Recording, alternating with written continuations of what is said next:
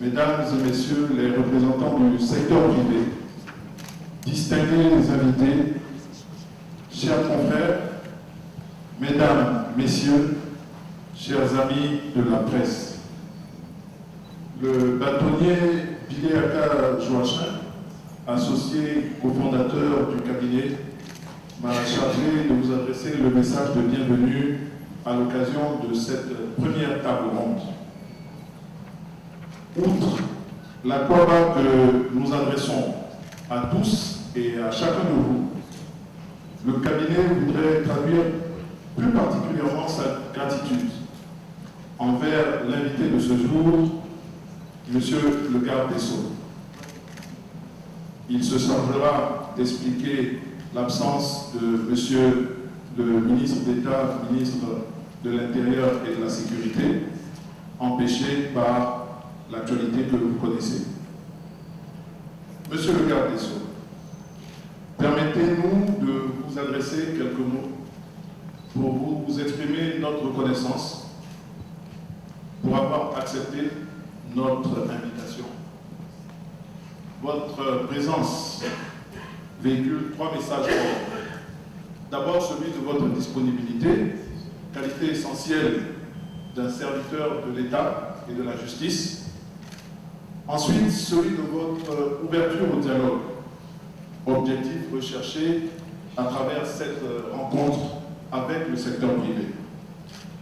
Enfin, et non les moindres, le troisième message que vous adressez à l'endroit de tous, c'est celui de vos constants égards envers les avocats que vous considérez comme de vrais partenaires de la justice.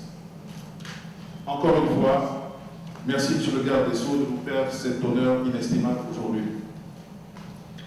Deux questions ont pu traverser les esprits de celles et de ceux qui prennent part à cette table ronde dans ce superbe auditorium de la Maison de l'Entreprise, fruit de la vision et de l'ambition des dirigeants de la Confédération Générale des Entreprises de Côte d'Ivoire, représentée par ce président que nous saluons et que nous félicitons encore une fois.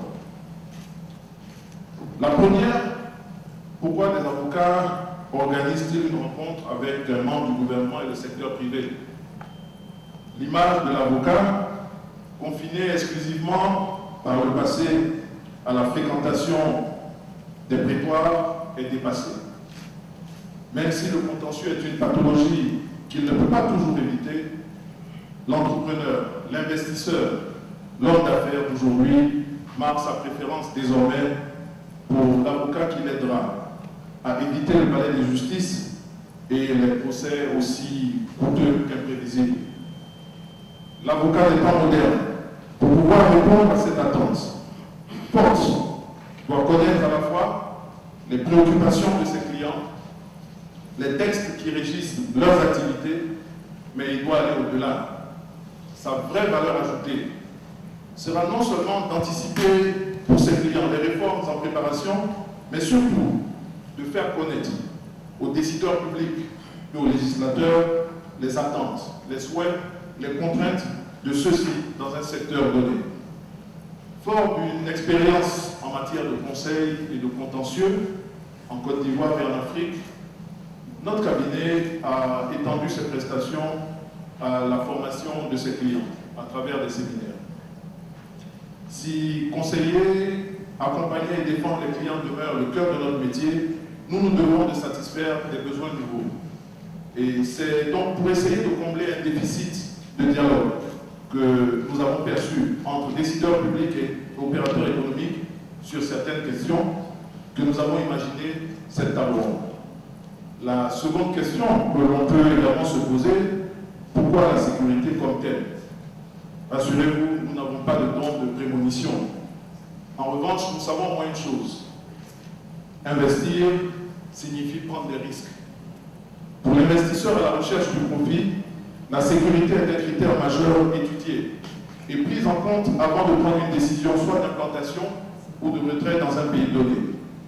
Nous sommes souvent interrogés par des interlocuteurs qui ont un besoin simple, être rassurés sur la sécurité de leur famille, de leurs biens et de leurs entreprises. Or, pour pouvoir répondre à ces questions, nous ne disposons pas d'indicateurs nationaux accessibles et publiés régulièrement sur l'environnement sécuritaire. À cet égard, la normalisation observée après la grave crise post-électorale n'a pas fait disparaître les importants défis sécuritaires. D'accord, de bien vouloir nous rejoindre, Monsieur le garde des Sceaux, ministre de la Justice, des Droits de l'Homme et des Libertés publiques. Je voudrais vous inviter à prendre la parole. C'est pas évident pendant que je parle, on parle en même temps. S'il vous plaît, Monsieur le ministre. Merci de la venue. Messieurs, avant que nous entrions dans le vif du sujet, je voudrais satisfaire ce devoir agréable de formuler des remerciements. Je vais commencer par une dame qui se dépense sans compter en Côte d'Ivoire toutes les fois qu'il s'agit de parler du droit des affaires, du droit et des finances. Cette dame, qui par ailleurs a été, pour mes amis Bizo et Bilé, et moi-même, j'envoie un autre dans la salle, encore derrière, un éminent professeur à l'université d'Abidjan. Je voudrais saluer le ministre Jacques-Philippe.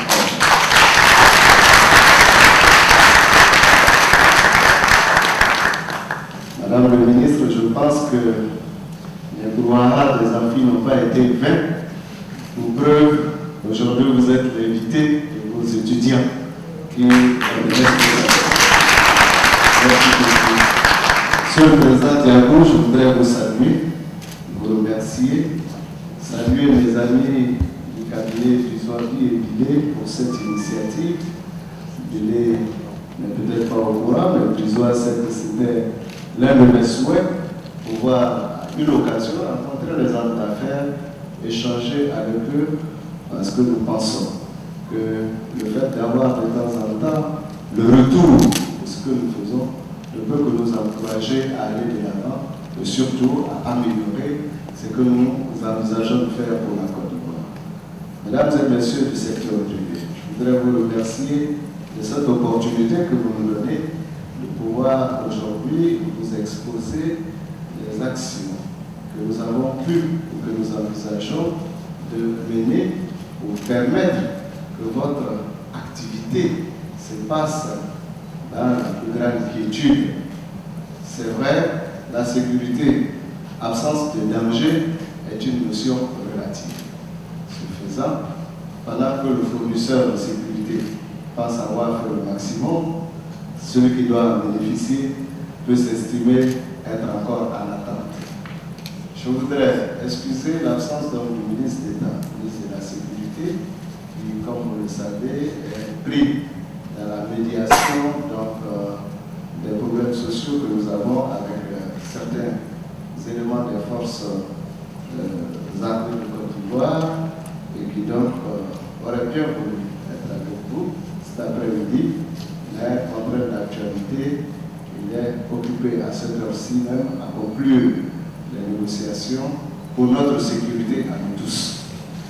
Je voudrais donc charger de vous transmettre toutes ces excuses, de vous assurer qu'il fera en sorte que la prochaine fois, il n'y ait pas de coïncidence entre les besoins d'information en sécurité et la réalité de la sécurité qui nous entoure. Alors, je souhaite pouvoir rapidement exposer, j'ai formulé la doléance de pouvoir, après mon intervention, si les organisateurs en convenaient, pouvoir répondre rapidement aux préoccupations ou quelques questions que je pourrais recevoir, parce que j'ai des contraintes d'ordre familial, je suis en deuil et je dois recevoir donc les condoléances juste à la fin de cette journée. Je dois donc pouvoir rentrer pour préparer, pour me préparer à recevoir ces condoléances. Donc je vais aller rapidement. Je vais essayer de prendre les deux sous-thèmes qui nous avaient été confiés, celui de la sécurité de manière générale en Côte d'Ivoire, que je vais présenter le ministre d'État, et celui donc de la sécurité juridique et judiciaire en Côte d'Ivoire. Relativement à la sécurité, le maître Rizouabi vient de dire qu'on n'a pas toujours les informations sur la sécurité. Et pourtant, chaque semaine, en Côte d'Ivoire. Le Conseil national de sécurité a pour objectif de passer en revue toutes les questions sécuritaires de l'État de Côte d'Ivoire. Je voudrais vous exprimer ici la ferme volonté, l'engagement du gouvernement à faire en sorte que la sécurité, qui, au lendemain d'une crise comme celle que nous avons connue, revêt toute sa splendeur, toute sa nécessité, est une chose précieuse. Nous tablons dessus tous les jours. Je vais vous donner quelques chiffres tout à l'heure pour vous permettre donc de vous faire une idée de notre action en matière de sécurité. Aujourd'hui, il est bon de constater que l'État de Côte d'Ivoire n'a décidé sur aucun moyen matériel, humain, physique, pour pouvoir procurer aux concitoyens le sentiment de sécurité.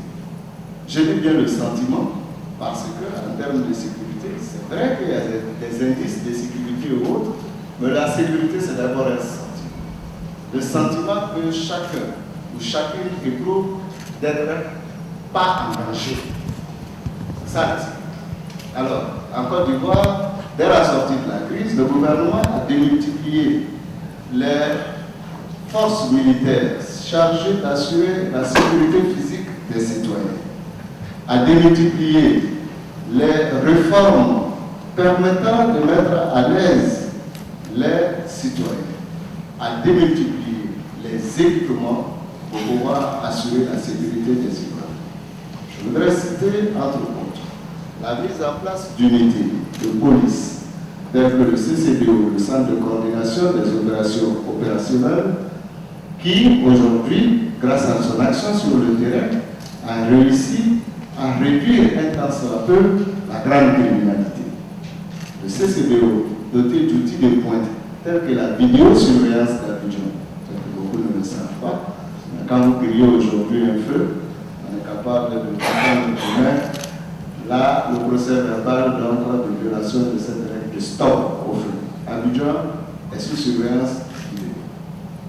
Abidjan a des forces postées ça et là, à la différence des barrages que nous avions et qui, plus que de créer la sécurité, créaient ce sentiment d'insécurité. Nous avons supprimé les barrages et les remplacés par des forces discrètes. Quand vous faites attention lors de votre circulation sur Abidjan, vous observez des véhicules de police, presque cachés, mais qui sont là pour veiller à la sécurité des Ivoiriens. Nous avons démultiplié les patrouilles pédestres pour permettre aux forces de sécurité d'aller à l'intérieur des quartiers, souvent pour des voies d'accès.